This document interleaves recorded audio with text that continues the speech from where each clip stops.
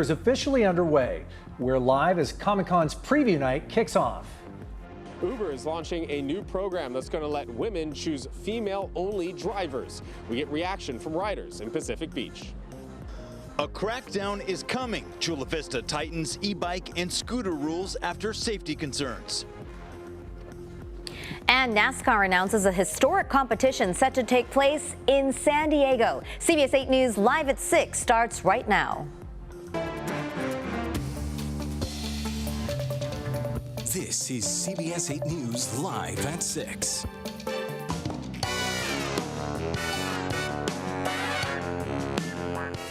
It's the most wonderful time of the year for lovers of comic books, sci-fi movies, and everything pop culture, as San Diego Comic-Con makes its annual return to America's finest city tonight. Good evening, and thank you so much for joining us. I'm Carlo Cicchetto. I'm Marcella Lee. City leaders officially kicked off Comic-Con this morning. More than 130,000 people are expected to attend the event, and preview night is underway right now. CBS 8's Steffi Roche joins us live from inside the convention with how things are looking right now. And Steffi, it's your first time through. What do you think? It sure is, and it's so exciting. The doors just opened moments ago at 6 o'clock. You can see the crowds. They're waiting to come in. We've been seeing a lot of people pouring in, and people are decked out in super cool costumes and masks. And then you can take a look this way. We're seeing everything from exclusive comic books to Lego exhibits to Star Wars exhibits. Hot Wheels is over there. It's super, super exciting out here. Like Carlo said, this is my first time at Comic-Con, and it is super exciting. There's so much happening out here. There's tons of people, and this event is expected to generate more than $160 million for the region. And just this morning, local leaders kicked off the Comic-Con weekend, and Mayor Todd Gloria, he talked to members of the media and expressed his appreciation for Comic-Con and talked about why it's so significant to the city of San Diego. I promise you, over the next number of days, we will be making international news in the San Diego Convention Center, and the word will come out from San Diego all around the world. I think that's tremendous. I'll walk this way, just kind of peel the front. All right, and we are walking this way. And for attendees coming to Comic-Con this weekend, if you want to get more information on the schedule and the program, you're encouraged to download the free Comic-Con app. But for now, reporting live at Comic-Con, I'm Steffi Roche, CBS 8. A lot of people have been waiting, 361 days for today. Bring it back. Comic-Con's all-day schedule begins tomorrow at 10 in the morning. There are hundreds of events that take place over the course of the event. One of the first is celebrating Avatar, The Last Airbender's 20th anniversary. That's right at 10. At 12:15, comedians Gabriel Iglesias and Joe Coy hold a Q&A in Hall H. Then at 3, a look at the future of the world's longest-running sci-fi show, Doctor Who. At 5:30, the Toxic Avenger panel brings together stars like Peter Dinklage from Game of Thrones and Elijah Wood from Lord of the Rings. Then at 6:45, Comedy Central unites the creators of South Park, Beavis and Butthead, and Digman to share stories from 3 decades of comedy. So much going on. And we want to see your cosplay. What are you dressed up in? Send us your Comic-Con photos. Go to the CBS 8 app on your phone and click on the Near Me section. You can upload it there. We'll air those images tomorrow morning when our crews will be live both inside and outside the convention center. All right, Uber is giving women drivers and riders more ways to choose who they ride with. The company announced it is rolling out a pilot program in some cities that allows women to opt into being matched with other women on the Uber app. CBS 8's Alex Cheney joins us live from Pacific Beach tonight, where he found reaction to the program was pretty positive. Alex?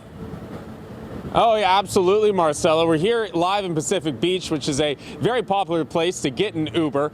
All of the people I talked to today said that this is a great idea to make people more safe and comfortable when they take an Uber.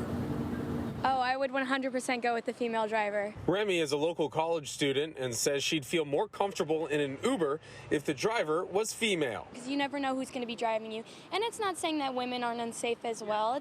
It just may be a little bit more comfortable for women to drive with women drivers. I would prefer that, and I would choose that option almost every single time. That would make me feel more comfortable. Trinity is a college student on vacation with her family in San Diego. She says the option to choose a female driver is a great idea. No, but sometimes there doesn't need to be an issue. Sometimes you're just in a situation you're like, I'd prefer it to be a girl. And her cousin agrees. Oh, I'm 100% for it. Anything to make girls feel more comfortable, I'm for it. Others say choosing a female driver would make them feel more comfortable. And just with all the stories out nowadays, it definitely would be safer as a whole, only because women just naturally feel like that. I feel like, especially if you're just younger, having that extra sense of protection. Some say it doesn't make a difference. I think that's cool, but I think if you're a weirdo, then you're just a weirdo, like any gender. In a statement, Uber said the initial pilot program will roll out in the next few weeks in Los Angeles, San Francisco, and Detroit. I asked Uber if the program is coming to San Diego. Uber said, while we just don't have specific expansion details to share just yet, we're excited to learn from these pilots and bring these features to more cities soon. Uber says women drivers will now be offered on its app when choosing driver type on the same screen as Uber X or Uber Black. Uber says it's a feature shaped by real feedback. Uber first launched its women rider preference feature in Saudi Arabia in 2019 to positive feedback and has since expanded to 40 different countries like Mexico and Canada, completing more than 100 million trips. Now, it's not a guarantee that you're going to be getting a female driver. Uber says that they're going to try their best, but most of their drivers are male, so you may have to wait a little bit longer or take one of those drivers. Still no timetable for when this program will come to San Diego. Reporting live, I'm Alex Cheney. Back over to you.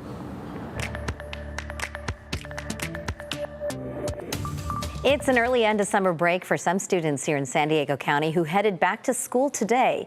It was the first day of classes for 27,000 students in the Chula Vista Elementary School District. 34,000 students went back to campus in the Sweetwater Union High School District today. The districts serve families in National City, Chula Vista, Imperial Beach, and San Diego. San Diego Unified School District's board vice president was on Capitol Hill today, testifying about improving literacy for kids. The hearing centered around a Trump administration proposal to offer families vouchers to attend private schools in hopes of improving literacy.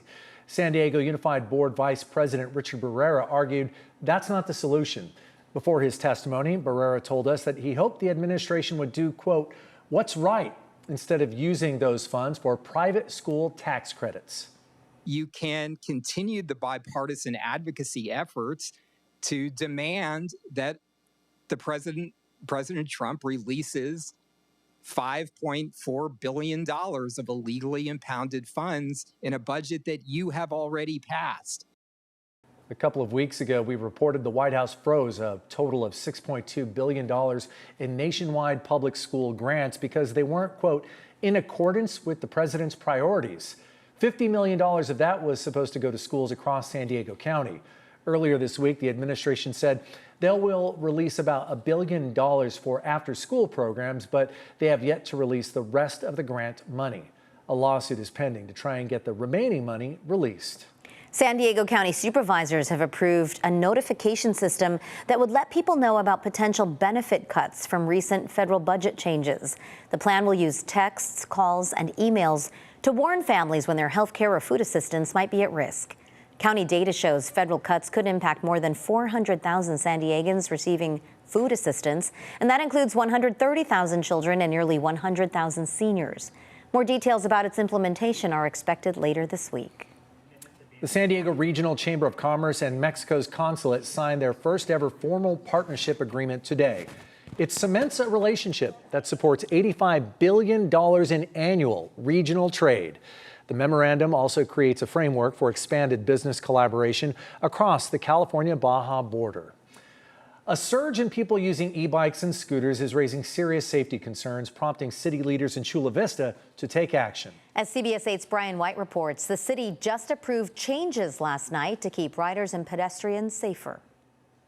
That's right. Chula Vista is tightening the rules to keep both riders and pedestrians safer, with the main focus on how and where e-bikes and scooters can be used. They can't be going 30 miles an hour, splitting lanes and popping wheelies. From reckless riding to sidewalk speeding, unsafe e-bike behavior has sparked a crackdown in Chula Vista, but the city's new plan starts with education, not enforcement. Instead of having a 60-day campaign, we're doing a 90-day education campaign. So our goal is not to be punitive, it's to be purely educational. Councilmember Michael Insunza says that education effort includes outreach through local schools aimed directly at parents. We have the Chula Vista School District and the Sweetwater School District are going to do newsletters and ASB school announcements and emails to mom and dad to really educate our kids.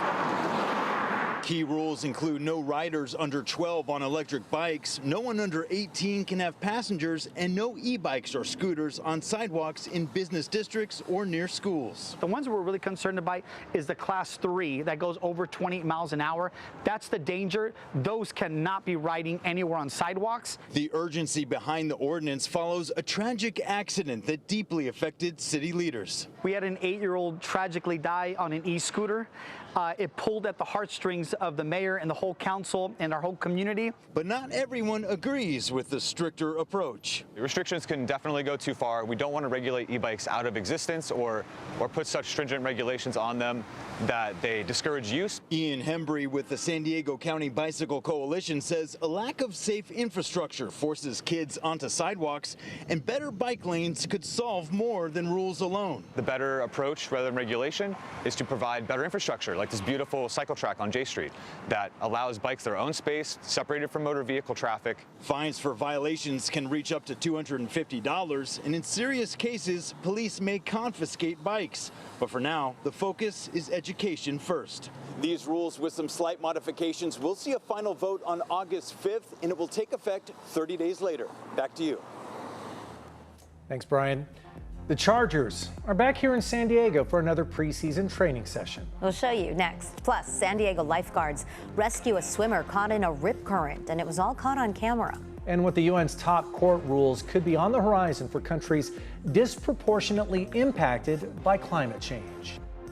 A lot of afternoon sunshine for today. Our temperatures stayed in that below seasonal range. Now they are looking to warm up as we are talking about a heat dome making its way back towards the west. And we'll also take a look at the heat alerts that are impacting across the southern states and the Midwest after the break.